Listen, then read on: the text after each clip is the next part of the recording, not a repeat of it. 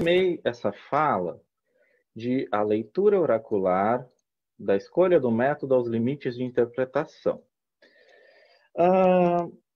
O que é isso na minha concepção? Uma coisa é a gente saber as cartas.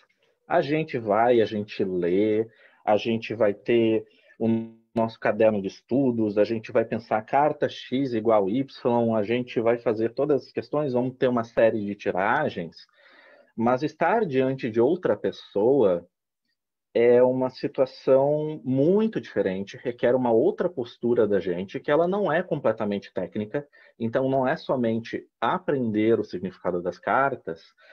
E no início, a gente tem também uma muita mística que é que é ditada praticamente pela mídia.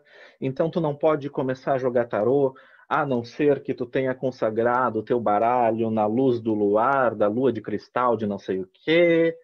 E isso tudo tende a nos confundir. Então já é difícil tu chegar até esse momento onde tu tá diante da pessoa, e quando tu chega lá, a gente fica, meu Deus, é realmente muito assustador, sabe? Porque a gente entende que é outra pessoa. E para mim, eu era muito novo, né, quando eu comecei. E aí eu fazia aquela questão, eu não comecei cobrando, eu demorei muito para começar a cobrar, mas já era uma coisa de assim, aos 14 anos de idade, pessoas virem falar comigo a respeito de divórcio, a respeito de questões muito pesadas. E aí eu entendi, não, essa pessoa ela não está aqui por causa de mim, ela não está aqui por causa do Júlio, ela está aqui por causa do instrumento com o qual eu trabalho.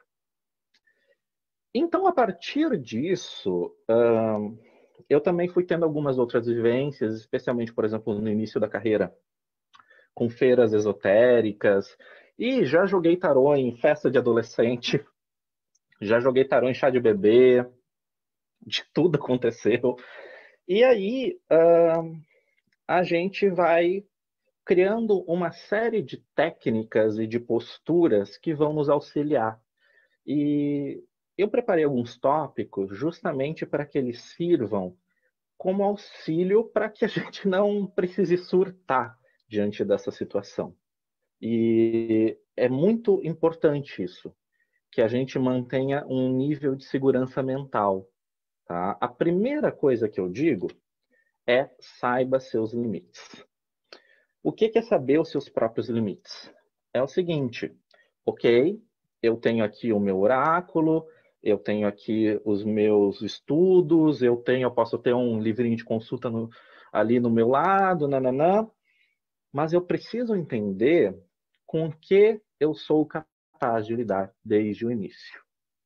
Daqui a pouco, se eu estou muito no início da minha carreira, do meu estudo, e eu ainda não consigo, por exemplo, me distanciar emocionalmente de algumas coisas, eu não sou obrigado, enquanto tarólogo, taróloga, a jogar sobre isso ainda no início. Então, não precisa, não é necessário existir essa postura de eu preciso saber tudo, de eu preciso ser, assim, muito acima. O tarólogo, ele não está acima de ninguém, gente. A gente está fazendo um trabalho como qualquer outro, tá? Então, a gente está aqui fazendo uma tradução. E a gente tem que entender. A minha área de formação MEC, né? Ela é a tradução. E na tradução é a mesma coisa.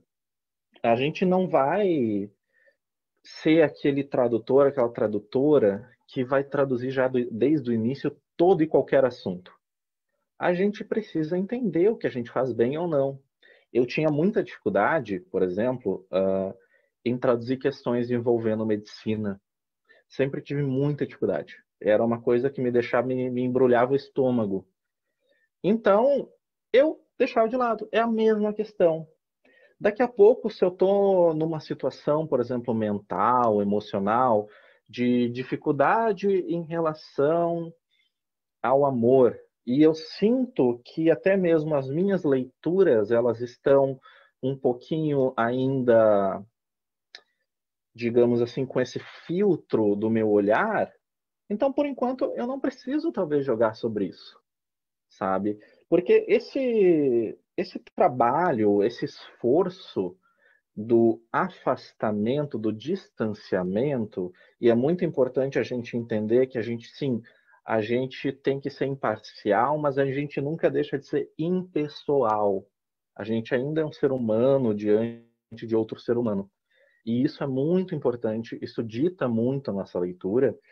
E no início, em determinadas partes da nossa vida, a gente vai ter alguns limites e a gente precisa entender e aceitá-los. Não tem problema, não tem problema.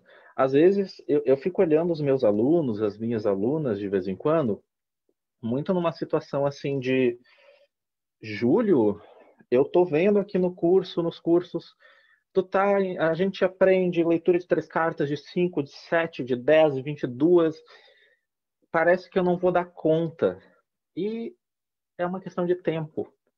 Às vezes, tu vai ser um tipo de cartomante que vai se dar muito bem com uma cruz celta, mas não necessariamente com a ferradura, não necessariamente com o templo de Afrodite. E tudo bem, essa é a grande questão. O que eu estou tentando dizer, gente, é calma, sabe? E aí, quando a gente pensa, saiba os seus limites, sempre vem uma pergunta, e é uma pergunta que eu quero deixar bem claro aqui, que eu não tenho essa resposta, e nem pretendo tê-la, talvez, que é, o tarô tem limites? No sentido de, enquanto oráculo, enquanto ferramenta, existe algo que o tarô não faça? Porque muitas vezes não é o tarô que não faz algo, mas somos nós que não fazemos. Então, por exemplo, o caso mais clássico que eu vejo por aí, eu vejo de vez em quando as pessoas falando que o tarô não prevê o futuro. Não é que o tarô não preveja o futuro. Algumas pessoas não o fazem. É diferente. Eu sou do tipo de pessoa, eu tenho uma crença pessoal de que toda pergunta ela tem uma resposta. Mesmo que a resposta às vezes seja um pouco desagradável, um pouco confusa, né? Às vezes, se a pergunta é assim, qual é a natureza de Deus? Pode ser que o tarô me dê essa resposta se eu tirar num baralho aqui, mas talvez eu não consiga compreender isso, porque eu não tenho simplesmente vivência de mundo para compreender de uma forma tão objetiva e concreta algo que está representado ali, sabe? Então, tipo assim, algo que é maior do que eu mesmo. Então, eu tenho muito amor por alguns teóricos de escola francesa, e especialmente algumas questões que vão aqui no Brasil chegaram, por exemplo, pelo Alberto Cousteau, né, lá nos anos 50, 70, pelo Wirth. O Wirth tem um capítulo, fora aquela questão de tarô e cabala, de tarô místico, nananã, que eu não sigo necessariamente, mas o Wirth ele tem uma abordagem que eu acho muito interessante, na qual ele fala que adivinhar é imaginar com justeza. A primeira vez que eu li essa frase, ela ficou na minha cabeça e ela nunca mais saiu. E aí eu releio o Wirth de vez em quando, e no início a gente tem uma introdução, né, que foi escrita pelo Roger Caillois. Gente, eu não falo francês, eu posso ter falado errado o nome dele, tá? Mas é a vida.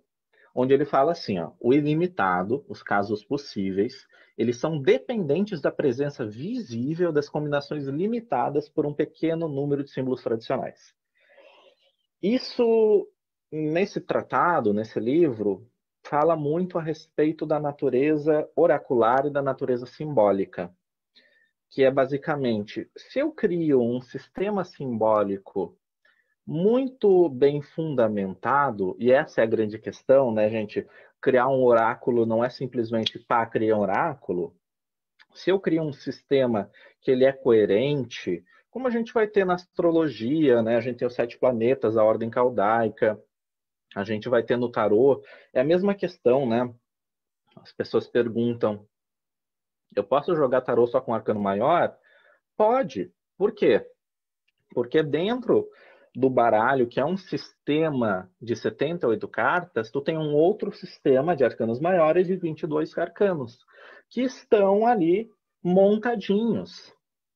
E quando esse sistema de símbolos tradicionais ele funciona, a impressão que dá é que tudo que existiu no passado existe no momento atual e pode existir, pode ser dito ali, através dos jogos, das combinações, o que não necessariamente quer dizer que eu seja capaz de ver isso.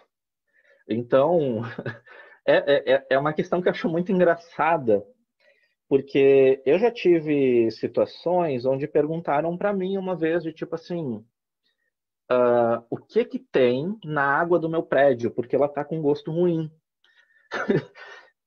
E assim, é uma questão na qual, bom, eu não sou um químico, eu não tenho um vocabulário, um conhecimento para dizer isso, mas daqui a pouco, e se tem uma pessoa que trabalha especificamente com isso, e ela também lê cartas, será que ela não conseguiria ver um determinado agente químico na carta da lua, da temperança?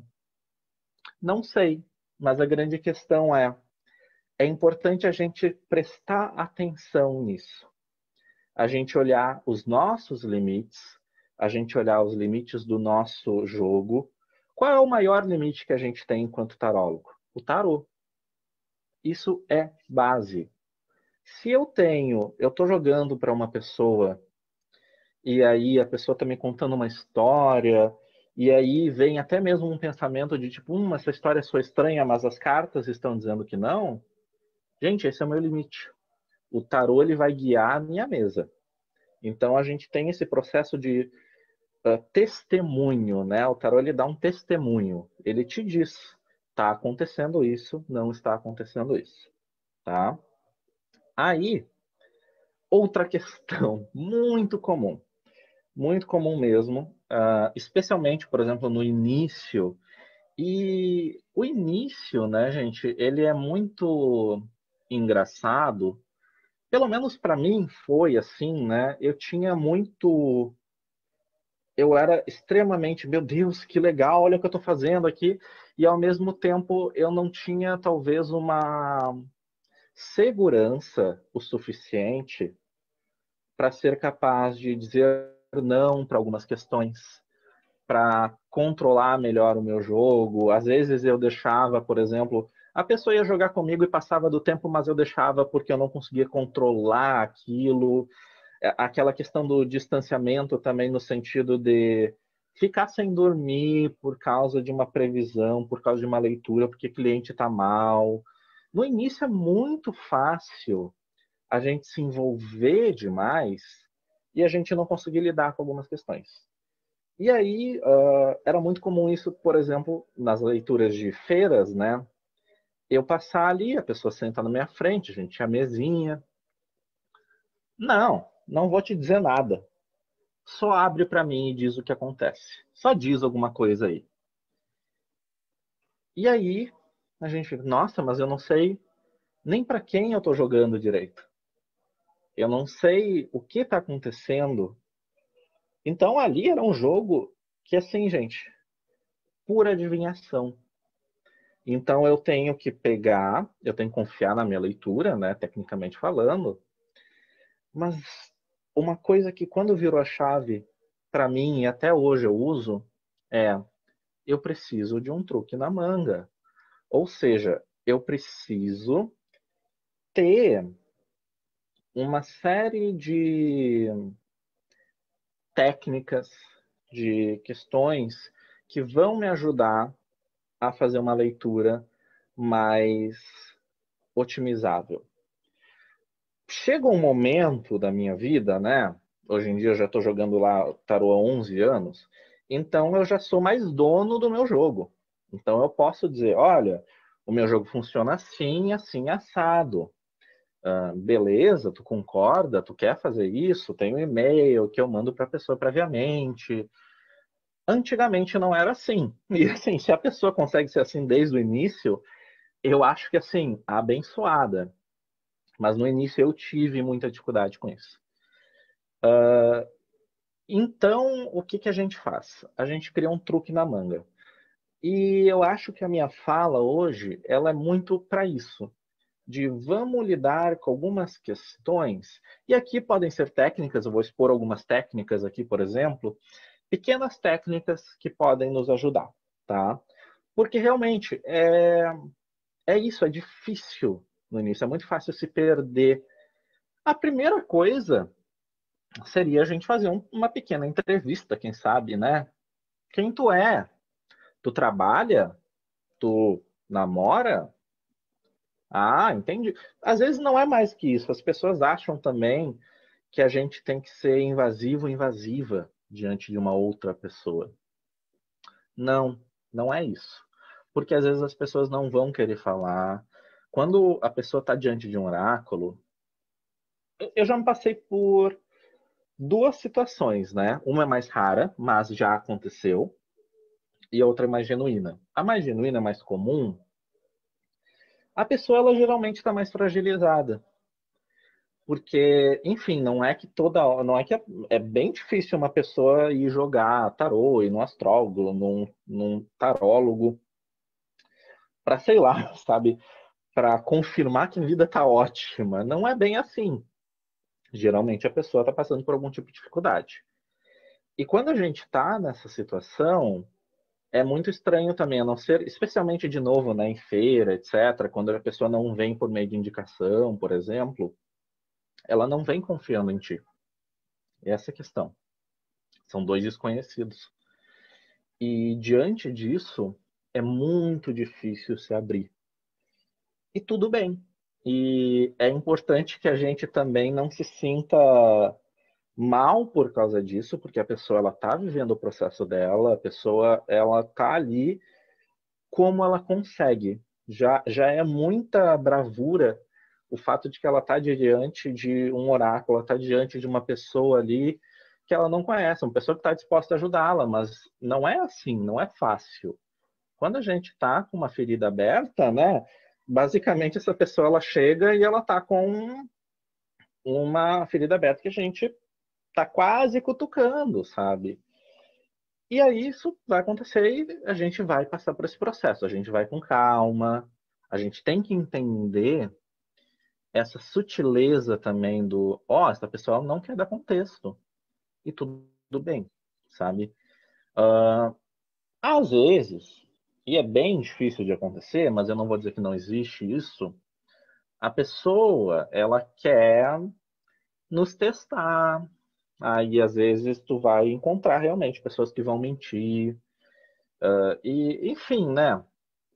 É bem difícil de acontecer, mas já aconteceu. Ou então a pessoa é tão apegada a uma visão que ela tem a respeito da própria situação que ela simplesmente não consegue pensar de outra maneira, enxergar de outra maneira. E eu já tive, por exemplo, casos, né, em que a minha leitura, ela dura 1 hora de duração. A pessoa só contar, e aí eu começo a leitura e começo a falar, olha, eu tô vendo um problema aqui, que tem que resolver, situação tal, e a pessoa automaticamente dizer, não, não tem. Daí a gente faz todo aquele gingado de vamos fazer a leitura então, vamos ver o que, que essa carta pode representar além disso. Talvez eu tenha errado a leitura, isso acontece, né, gente? E aí no final da consulta ela fala, ah, então, aquilo, pá. E a gente entende, ok, essa pessoa ela não queria falar sobre aquilo. É importante, tá? É importante, porque a gente também está num processo de confiança aqui. Não é simplesmente só sair falando, não é simplesmente só sair dando tapa na cara. Tem que ir com calma, tem que ir com muita calma. Então, beleza, a gente está diante dessa pessoa e a pessoa ela não tem contexto. Ela simplesmente chega e diz assim: eu quero saber o que as cartas dizem. Eu preparei aqui, tem uma tiragem que eu acho que as pessoas elas poderiam dar mais atenção para ela. Recentemente ela vem ganhando espaço. A gente tem um autor que fala muito sobre ela, que é o Robert Place.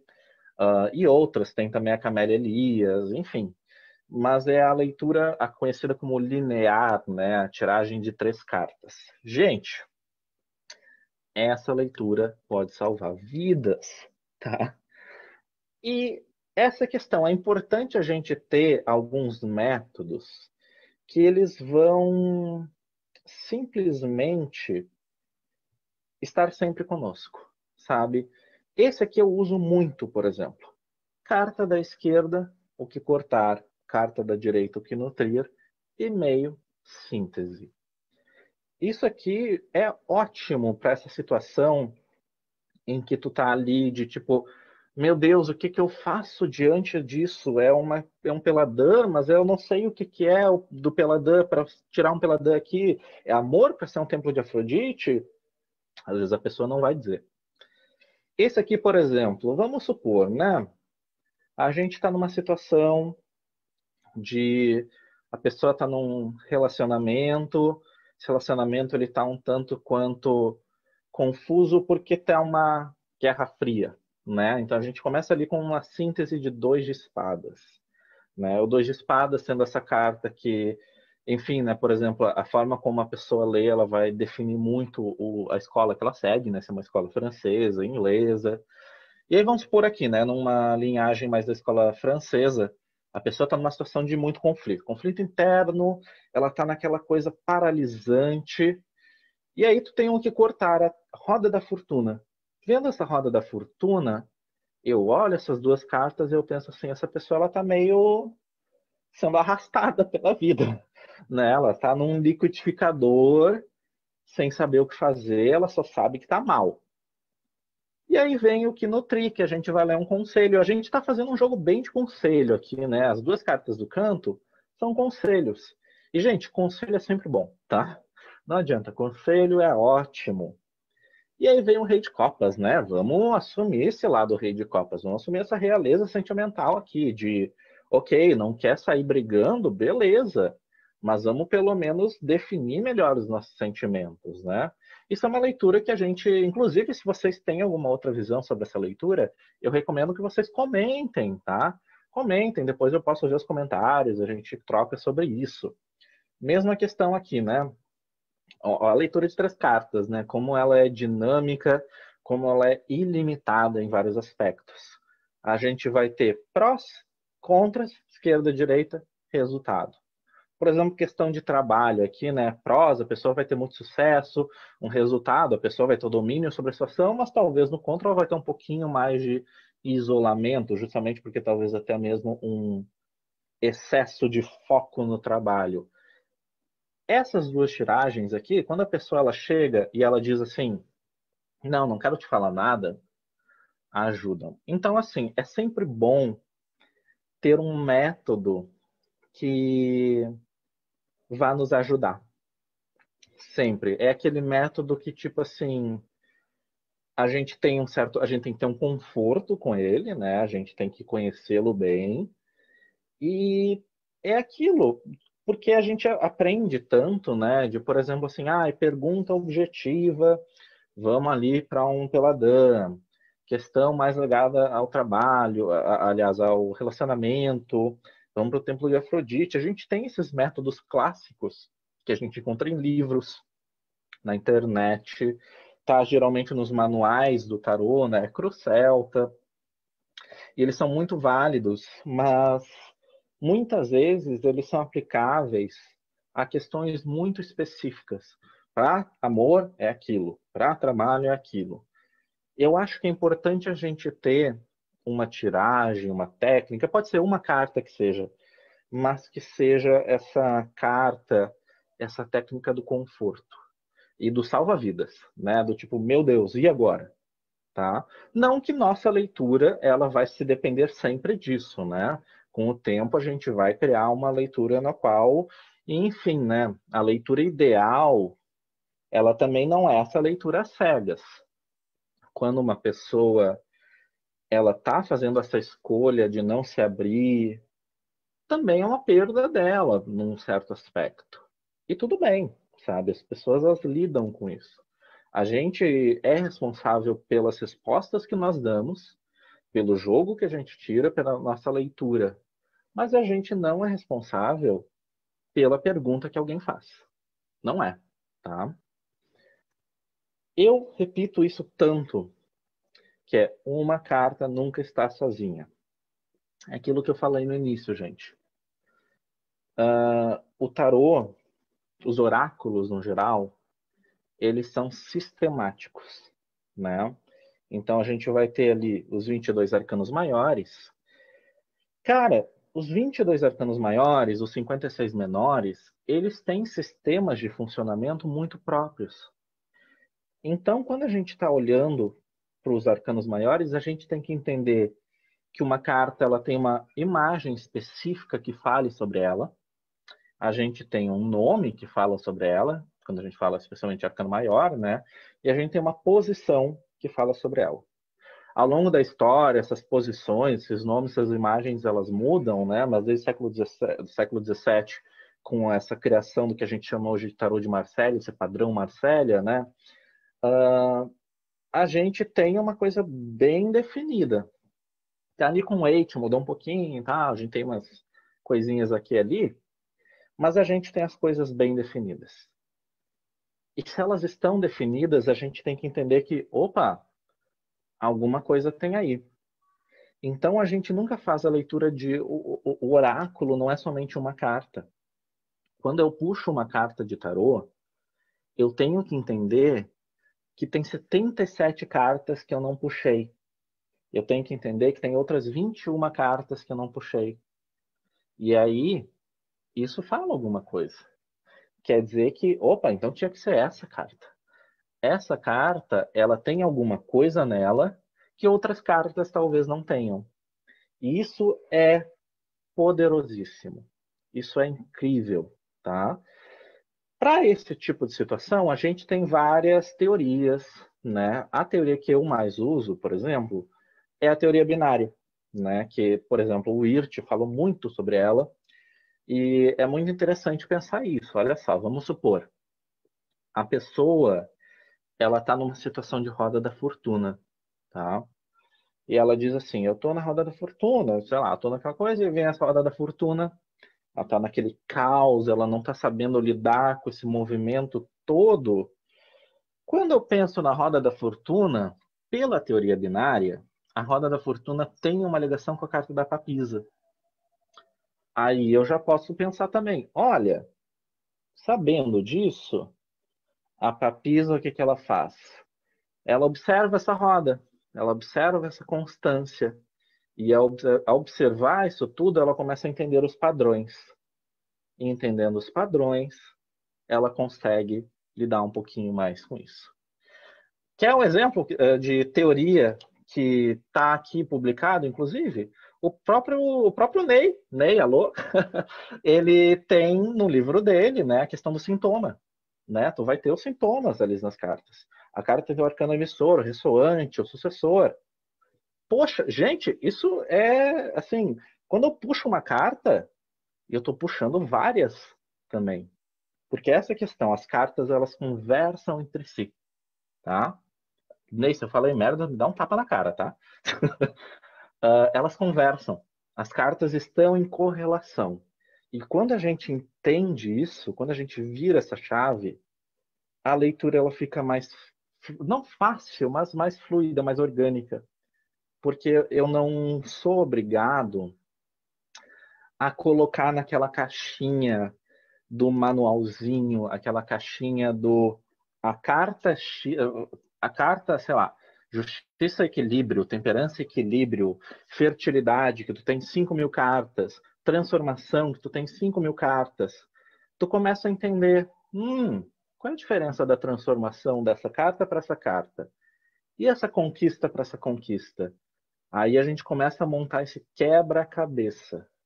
E o tarô, ele é um sistema de combinação. Ele é um sistema no qual a gente está contando uma história, a gente está montando uma imagem. Então é muito diferente. Aqui a gente tem Roda da Fortuna e Papisa. Se eu tivesse Papisa e Roda da Fortuna seria outro jogo. Se eu tivesse jogando para, eu estou jogando para a pessoa X. Se eu tivesse jogando para a pessoa Y, se eu tivesse jogando sobre amor, trabalho, espiritualidade, estudo, sobre, sei lá, pessoa com quem eu sou casado, casada, pessoa com quem eu estou ficando, pessoa com quem eu só tenho uma questão platônica, muda. Isso é incrível. A gente tem uma infinidade de possibilidades dentro de um sistema fechadinho, 78 cartas ou 22 cartas, né? Outra coisa que eu considero muito importante e talvez seja a questão mais complicada no início, tanto para nós quanto para a pessoa que está na nossa frente, a questão da pergunta. Muitas vezes a gente se sente tão perdido, tão perdida, que a gente não sabe nem o que perguntar. A gente não sabe nem que tipo de conselho tirar. É muito diferente, né? Eu quero um conselho, acabou. Eu quero um conselho sobre a angústia que eu tenho em relação ao meu casamento. Eu quero um conselho sobre as minhas aulas de violão. Gente, é muito diferente. E muitas vezes a leitura, ela vai ser todo um processo de fazer, inclusive, que a pessoa consiga expressar a pergunta, a dúvida, a angústia, o questionamento que ela tem. Muitas vezes é isso. A gente está nesse processo de vamos se alinhar. Tem um alinhamento necessário aqui. Tem um alinhamento. E às vezes, quando eu faço uma pergunta, essa pergunta ela leva a outras perguntas. Muitas vezes uma pergunta, ela na realidade são 10 perguntas escondidas. E a gente precisa ouvir isso muito bem. A gente precisa. E aí, essa questão, né? Não é que eu vou sair tirando carta enlouquecidamente também. Mas é muitas vezes assim: a pessoa pergunta, devo, sei lá, comprar o carro? Ela tá ansiosa, não sei o que, devo comprar o carro? E aí, de acordo com o jogo, tu tá ali, né? E eu tenho o costume na minha leitura de começar com o jogo geral, tá? E aí eu ir para uma parte de questões mais específicas. E às vezes nesse jogo geral, assim, por que a gente não se pergunta o porquê de tu comprar esse carro? Só que eu falo para a pessoa na minha frente, né? Tu quer que a gente investigue isso? Porque a pessoa pode não querer. E é muito importante a gente lembrá-la disso. A pessoa ela tem responsabilidade pela pergunta dela. A gente tem responsabilidade pela resposta, mas não responsabilidade no sentido de a gente não estar determinando a vida de ninguém, tá? A gente está fazendo uma tradução. É diferente. É isso aqui. Aqui é técnica nesse sentido. Eu quero saber se vai dar certo, sei lá, o emprego. Torre. Não, a pessoa ela vai ficar frustrada. Mas a gente não pode, diante dessa frustração também, mudar o significado da carta. Assim como a gente não pode modificar o significado de uma carta, e aqui quando eu falo significado, eu estou falando significado base. Eu estou falando daquilo que é concreto na carta, aquilo que é objetivo nela. Em prol de uma vivência, em prol de um preconceito. É muito comum, né? Sei lá. Eu já vi gente falando assim para mim. Não, porque, sei lá, eu tive uma namorada que ela me lembrava muito a Imperatriz. Detesto a Imperatriz. E aí a pessoa vai ler para outra pessoa e fala mal da Imperatriz num jogo em que a Imperatriz é fenomenal. Não podemos fazer isso, né, gente? Aqui a gente tem, de novo, as cartas são o nosso limite. Elas estão dizendo aqui, olha, tu pode pensar o que for, mas aqui é a Imperatriz. Pronto. Isso é muito importante. É essa materialidade, né? O arcano ele é o que é. E é isso aí. A gente nunca vai ficar preso naquela ideia, né, de imperatriz igual fertilidade. A gente não é leitura papagaio.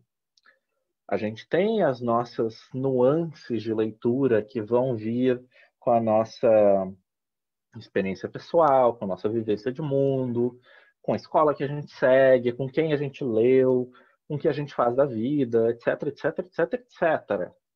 Mas a imperatriz ainda é imperatriz, sabe? A gente pode não ser a gente por um tempo. Volta e meia a gente quer ser Ivete Sangalo, mas a imperatriz não muda, sabe? Isso é muito importante. E a pergunta, quando a gente ouve ela, é muito, muito crucial, tá? E aí, o tópico que eu deixei para o final aqui é um tópico sobre o qual eu falo muito. É uma questão com a qual eu acho muito importante prestar atenção, que é a ideia da carta testemunha, tá? Carta testemunha é classicona na cartomancia. Tu vai ter em vários livros. Isso, sim, desde o século XIX tu vai ter isso. Tu vai ter em tarôs históricos, né? Tu vai ter no Eteila, o mago, como era chamado de o consultante. Aí tu tinha a justiça como a consultante. Tu vai ter outros baralhos. Recentemente, por exemplo, eu estava brincando, usando para estudo o grande tarô esotérico da Fournier, onde tu tem mago e papisa como cartas pré-definidas como cartas testemunha, assim como tu vai ter em alguns jogos uma casa com esse papel, né? Como, por exemplo, a casa 7 da Cruz Celta, que representa a pessoa para quem a gente joga, a casa 1 da mandala astrológica de alguns jogos. O que seria isso? É uma carta, uma casa que representa a pessoa para quem a gente joga. É muito importante a gente prestar atenção nisso. Porque é aquela situação, né? Quem a gente é no momento, como a gente se encontra no momento, vai definir muita coisa. E quando a gente fala em tiragem, né, gente? Cada casa de uma tiragem, ela tem o seu papel. A gente nunca pode olhar para um Peladã e ler direto a casa 5, né? A casa 4, desculpa, a casa do resultado. Não, porque tu tem outras 4 casas ali. Eu não posso pegar e virar diretamente na Cruz Celta a casa 10. Por quê? Cara, se eu não ultrapassar o bloqueio, não adianta. Se eu não ouvir o conselho, não adianta. Se eu não entender quem sou eu nesse momento, não adianta. Se eu não entender como estão os arredores, não adianta. E a mesma questão. Às vezes não adianta eu ter um jogo que tá assim, lindo, perfeito. Parece que o destino olhou para ti e disse: hoje eu vou mimar essa pessoa, eu vou dar ouro, eu vou dar fama, eu vou dar amor, caminhos abertos, bênçãos. E aí eu tenho um pendurado na casa da testemunha, dizendo assim: ai, a vida não tem sentido. A gente tem que dar um jeito nesse pendurado. Porque é aquela questão assim: tu tem uma estrada perfeita, mas tu não quer andar, tu quer ficar em casa. Isso é muito importante. Aqui, exemplo, né, gente? Aqui na esquerda eu botei uma carta testemunha. Olha só esse jogo. Às vezes no Peladã, tu tem aqui a situação lida como positiva, ou seja, o que está atuante no momento, aquilo que acontece, e a gente tem à direita aquilo que está ou bloqueando, a gente tem o arcano making falta no negativo, tem várias leituras. Eu costumo ler ele como a negação, aquilo que falta geralmente, né? Tu tem 2 cartas aqui completamente que estão perdidaças. E aí, olha só, daqui a pouco se é uma questão que seria super positiva com essa estrela aqui, mas a carta testemunha, que geralmente eu tiro antes de jogar, ou seja, antes de iniciar o jogo, eu tiro a carta testemunha. Tem gente que usa só arcanos da corte, tem gente que usa qualquer baralho, tem gente que usa só arcano maior. Tu vai decidir. Tem gente que faz isso pelo mapa astral, e tem muitas possibilidades. Tem baralhos que já tem a carta testemunha definida, né? Então, mago, ou papisa, ou justiça. Então, isso é uma questão de detalhes que a gente, no nosso caminho, a gente vai se alinhar. Olha só que interessante, na posição considerada negativa, eu tenho aquela carta testemunha. Poxa, é uma pessoa que ela não está se ajudando nessa questão, porque a carta testemunha, a carta que representa a pessoa para quem eu jogo, ela está numa posição mega delicada, sabe? Mesma questão aqui, ó. A gente tem, por exemplo, um Sol como carta testemunha, aí eu vou abrir uma mandala astrológica. A gente tem na mandala astrológica, geralmente, a casa 1 lida como a casa testemunha, tá? Ela representa a pessoa para quem a gente está lendo. Só que daí, por exemplo, se eu faço esse jogo da carta testemunha antes, que interessante, ela saiu na posição 2. Eu já imagino uma pessoa que está super preocupada, e nesse caso com o Sol, né, tá tudo resolvendo, com a questão de dinheiro, com a questão das posses, do trabalho. Então eu já botaria essa questão ali. E às vezes, por exemplo, tendo um carro aqui, eu já vou fazer isso para o conselho, o jogo ele vai se desenrolar. Mas eu acho muito importante a gente ter essa questão. E quando acontece, né, de tu ter a tua carta testemunha na casa testemunha, é aquela situação. A pessoa pode estar em qualquer situação, mas ela está mais consciente, parece. Ela vai saber lidar com aquilo. Ela vai. Ela tem instrumento. Ela pode estar meio malzinha, né? Mas ela vai conseguir lidar, sabe? Claro, né? Sempre vendo o jogo, né, gente? Sempre é importante. A gente não está fazendo análise de uma mandala astrológica aqui, né? Mas eu acho que uma carta testemunha bem localizada, ela é muito importante. Aqui, o último exemplo que eu coloquei é, por exemplo, ela sai aqui no tabuleiro, né? O tabuleiro é um método mais geral, onde cada casa ela é representada por um arcano maior. Então tem aqui louco, mago, papisa, né? E na casa, a carta testemunha, que é o Papa, ela sai na posição do pendurado. Pendurado esse representando as coisas que estão penduradas, né? As coisas das quais eu não posso resolver agora. Então todo esse significado do Papa, ele está numa posição de pendurado. Então eu já tenho que fazer na minha leitura esse processo de quase investigação, esse processo de eu olho para isso, tá? Gente, então, é isso que eu tenho para falar para vocês. É o seguinte, vamos lá, recapitulando. Saber o teu limite. O que é isso? Entender o que tu faz bem ou não, não com preconceito, tá?